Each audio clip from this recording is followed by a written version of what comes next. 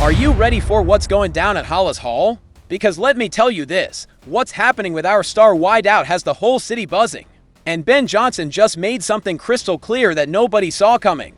But that's not all. We've got moves on the trade market that could completely reshape our defensive front before November 4th. And believe me when I say the names being tossed around are gonna have you jumping out of your seat. And if you think that's it, wait till you hear what's going on with our rookie tight end. Because what just happened against the Saints might be exactly what we need this Sunday against Baltimore. 3 explosive stories that could define the immediate future of the Bears. And you do not want to miss a second of this. Stick around till the end because we're breaking down every detail. And I guarantee you're gonna want to drop your take in the comments. Smash that like button if you believe this team is ready to take the next step.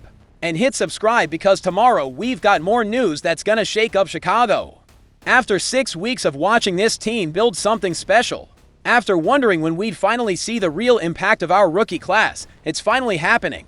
And I'm telling you right now, Colston Loveland just showed against the Saints that he's ready to be a key piece in Ben Johnson's offense. Listen up, because this matters. When we drafted Loveland in the first round, everyone was talking about his hands, his roots, his ability to be an elite pass catcher from the tight end spot. But you know what nobody was really talking about? His blocking. And against New Orleans, this kid put on a blocking clinic, earning a 76.1 grade, the second highest on our entire offense, and the 7th best among all tight ends in the league that week. Do you realize what that means? Let me ask you this, when was the last time we saw a rookie tight end in Chicago dominate, both in the run game and the passing game from year one? You probably gotta go back decades to find something like that. This kid was lead blocking, clearing out multiple defenders on a single play, and even pancaked Carl Granderson, an NFL defensive end, flat on the turf, courtesy of our rookie. And Loveland himself said after the game, that's something I'm continuing to work on in all phases of the game, but especially in the run game, finishing and not falling off blocks at the end. It felt good to finally put one on the ground. You hear that? A rookie who's hungry to get better. Who gets that in this league? You've got to be complete. But here's where it gets really interesting. In the passing game, Loveland ran the 3rd most routes on the team in Week 7, only behind DJ Moore and Romo Duns. And even though he only had 3 catches for 24 yards, you know when those targets came in clutch situations. We're talking about a 4th down conversion on the final drive that sealed the win. And listen to what he said after, as a tight end, or really as a receiver. You always want to have their trust and let them know that whatever they need me to do, I'm gonna go out and make a play. It meant a lot to run that play right there. Caleb just said run a good route and I was there. Easy pitch and catch. You feel the confidence in those words. Caleb Williams trusts him. Ben Johnson trusts him. And now, with Cole Kmet day-to-day with a back injury, Loveland might have the perfect opportunity this Sunday against Baltimore to prove he can be the starting tight end on this team. I'm telling you right now, Baltimore's got one of the most physical defenses in the league. They've got linebackers who can cover and a D-line that's going to test every block we throw at them. This is the kind of game where a complete tight end, one who can block and catch, becomes the difference between winning and losing. And here's the question we all need to ask. Is Loveland ready for that moment? I think yes. I think what we saw against the Saints was just the beginning. This kid is building chemistry with his quarterback, earning respect from his teammates with his blocking, and proving he can make plays when it matters most. Ben Johnson's been clear about his philosophy. He doesn't care who gets the stats. He cares about winning games. And if Loveland keeps being that complete tight end who blocks like a tackle and catches like a wideout, then he's going to be on the field. Period. The timing couldn't be better. Kmet's been solid, but if he needs time to heal, we've got a rookie showing he can carry the load. And for a team sitting at 4-2 and eyeing the playoffs, having that kind of depth, that kind of versatility at tight end is priceless. Think about it. The best tight ends in the league, Travis Kelce, George Kittle, Mark Andrews, they're all complete. They can block, they can catch, they can do whatever the OC needs. And Loveland is showing those same traits just 6 games into his career. Let me ask you, isn't this exactly what we needed to see from our rookie class? After weeks of frustration, after wondering when they'd make an impact, we finally have one stepping up in a big way. And not just in one area, he's doing it all. The confidence is growing. The targets are coming in key moments. The blocking is getting better every week. And now, with a potential shot to be the lead tight end against one of the AFC's best, Loveland has a chance to prove the Bears nailed that first-round pick, Chicago. This is what we've been waiting for. A rookie who gets that nothing is handed to you, who's grinding in every part of the game, and who's ready to shine when the moment comes. Loveland is doing exactly that, and I believe the best is still ahead. Now let's talk about something that's got a lot of fans worried. Something that's sparking conversations all over the city. Rome Odunze, our wideout who went off with 7 catches for 128 yards against Detroit. Who had us dreaming of a bright future has suddenly gone quiet on the stat sheet. 2 catches in each of the last 2 games, just 32 yards and then 31. And people are panicking. But here's what I'm telling you, Ben Johnson just gave a masterclass on what it means to be an offensive coordinator in today's NFL. And we all need to pay attention. Here's what Johnson said on Monday. I think as an offense it comes in waves. Some guys are gonna get hot and some guys are gonna fade out of the spotlight for a bit. I think that's just the nature of having so many good players, Rome definitely being one of them. You catch that? He doesn't care who gets the stats. He cares about winning. And that's exactly the mindset this team needed after years of predictable offenses. Years of not having enough weapons. Years of being one-dimensional. But here's what people aren't getting, and this is huge. Odunze is still being used at an elite level. He's got 46 targets more than DJ Moore with 31. More than Olamide Zakos with 31. His catch rate is 50%, but you know why? Because his average depth of target is 13.9 yards. The 13th deepest in the entire league. What does that mean? It means Odunze is running the toughest routes, drawing the toughest coverage, being the guy who opens up the field for everyone else. And Johnson gets that. Check this out. When you're a perimeter player, I think it's tough to necessarily dictate how many times the ball comes your way. I think he's doing a great job, along with DJ and Luther Burden 3 and Oz, all those guys. They want to go out and compete for their teammates. I think they're doing a better job blocking for each other downfield as the play develops. No block, no rock. That's Johnson's philosophy, and he's stuck to it since day one. And you know what? It's working. The Bears lead the entire NFL in big plays runs of 10+ yards and catches of 20+ yards. So while everyone's stressing over Odunze's individual stats, the team is dominating in the areas that actually matter. I think this is exactly what separates a good coordinator from a great one. Johnson's not out here trying to make fantasy football fans happy. He's trying to win NFL games. And to do that, you need every player to buy into the team-first mentality. And here's the part that should get everyone hyped. Johnson himself said there's gonna be a time when it swings back around, and he gets hot again and ends up with 10 targets in a game and 8 or 9 catches, and a couple touchdowns, and we all feel good about life. You hear that? He knows Odunze is gonna pop off again. He knows the talent is there, but he's not gonna force it just to make people happy. He's gonna let the game come to him, let the game plan dictate who gets the ball. And when asked about the carry split between Kyle Monange and Dander Swift, Johnson revealed something key. Some weeks we'll run it that much. Other weeks we might not feature the run game as much. That fluctuates a bit. We feel really good about both players, and it's not like I call the game differently. When one guy's in over the other. See the pattern. He doesn't care who does it. He cares that it gets done. And that mindset is exactly what this team needed after years of being too predictable. Years of leaning too hard on one guy. But here's what really gets me excited, and this is what everyone should be focused on. Johnson straight up admitted we haven't hit our stride yet offensively. We're capable of a lot more.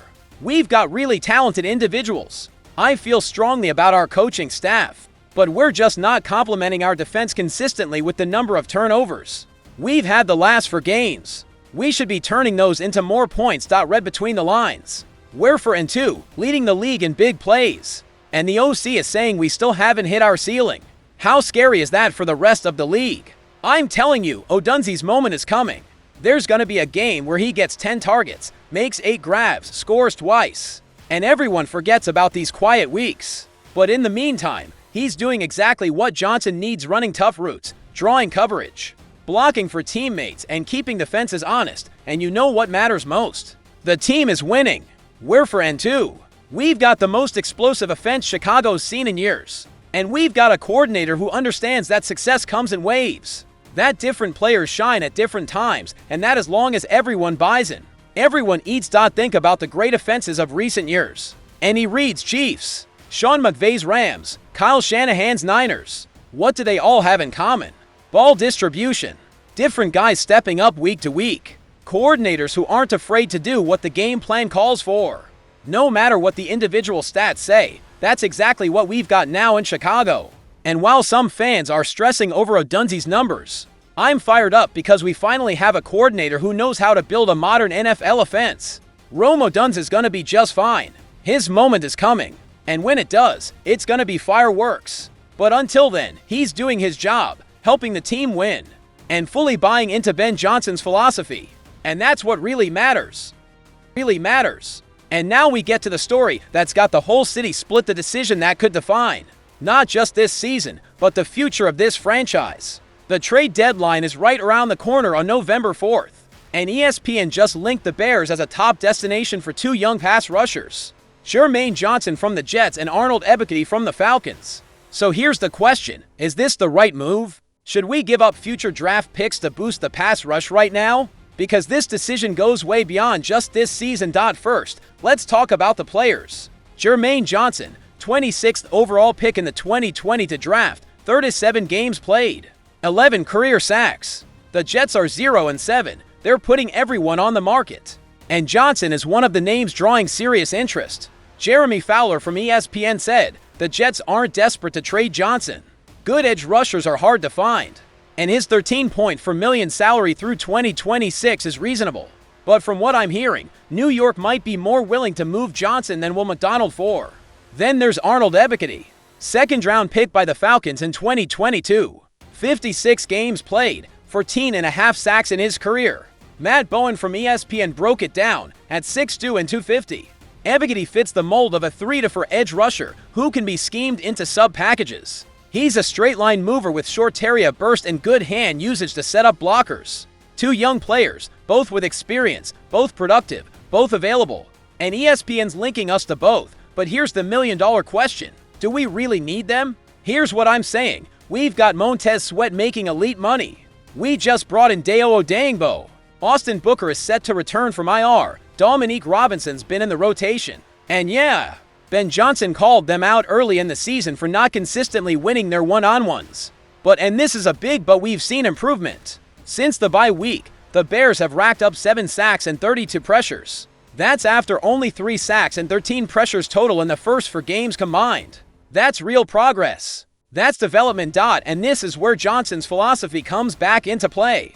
He's been clear. He wants to see what he's got on the roster over a full season before making big moves. And I think that's smart, because you know what? We still haven't seen Austin Booker in this system during the regular season. Booker was a second-round pick last year. He's got the athleticism. He's got the upside. And if he can take a leap in year 2, suddenly our pass rush looks a whole lot different. But if we trade for Johnson or Ebiketie now, what message are we sending to Booker? What message are we sending to the rest of the young guys on this roster? And then there's the money. Both Johnson and Ebiketie would need new contracts after 2025, so we're not just giving up draft picks, we'd be committing to paying a third edge rusher big money when we already have Sweat and Odeyingbo locked in long-term. So I ask you, does that make sense financially? Does that make sense from a roster building standpoint? Because remember, in 2026 we've only got 3 edge rushers under contract: Sweat, Odeyingbo, and Booker. Ideally, you want to add another young rotational pass rusher. But is it better to use a draft pick to trade for a proven guy, or hold onto that pick and grab a rookie in the 2026 draft? The safer, cheaper answer is always the draft, especially when you're looking for depth pieces. And I think Ryan Poles knows that. I think Ben Johnson knows that. And that's why I don't think we're going to see a big move at the deadline. But here's what's got me thinking. We're 4-2. We're in playoff position. The defense has been solid. The offense is exploding. Is this the year to go all in? Is this the year to say let's load up the roster and make a playoff push in Ben Johnson's first year? Because if it is, then Johnson and Ebiketie become a lot more interesting. Both are young, both are productive, both could step in and contribute right away. And if we can land one of them for a 3rd or 4th round pick, suddenly the price doesn't look so bad. But here's what I think. I don't think we make the move. And here's why. Johnson's been consistent with his message. He wants to see what he's got. He wants to develop the players already here. He wants to build something sustainable, not just for this season, but for the next 5 to 10 years. And when you look at the big picture, when you factor in that Booker's coming back, that the pass rush has improved since the bye, that there are long-term financial implications, the smart move is probably to hold onto the picks and keep developing what we've got. But, and this is a big but, if one of these guys becomes available for the right price, if Poles can pull off a deal that makes sense both short and long term, then maybe, just maybe, we see a move. Here's the reality. Good edge rushers are hard to find. If you can get a young one with proven production, you've at least got to take the call. And clearly, based on ESPN's reports, the Bears are doing exactly that. But making the call and pulling the trigger are two very different things. And I think when November 4th comes and goes, our defensive line is going to look exactly the same. And honestly, I'm good with that, because you know what? We've got talent. We've got youth. We've got potential. What we need is time to develop it, to let Booker come back and show what he can do, to let this system fully settle in. And if it turns out we need more help on the edge after this season, then we've got all our draft picks, we've got salary cap flexibility, and we've got a deep edge rusher free agent class coming in 2026. So yeah, Johnson and Ebiketie are intriguing. Yeah, ESPN's right to link us to them.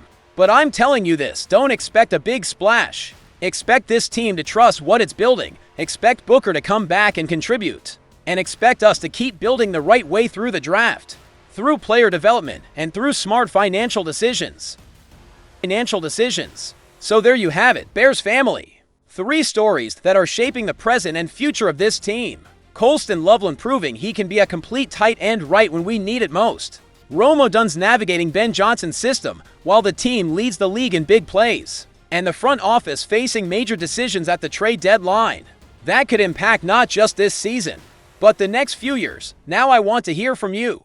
Do you think Loveland is ready to be the starting tight end if Kmet can't go against Baltimore? Do you trust Johnson's philosophy of spreading the ball around, even if it means Odunze has quiet weeks? Should the Bears make a move for a pass rusher before the trade deadline, or stick with what they've got?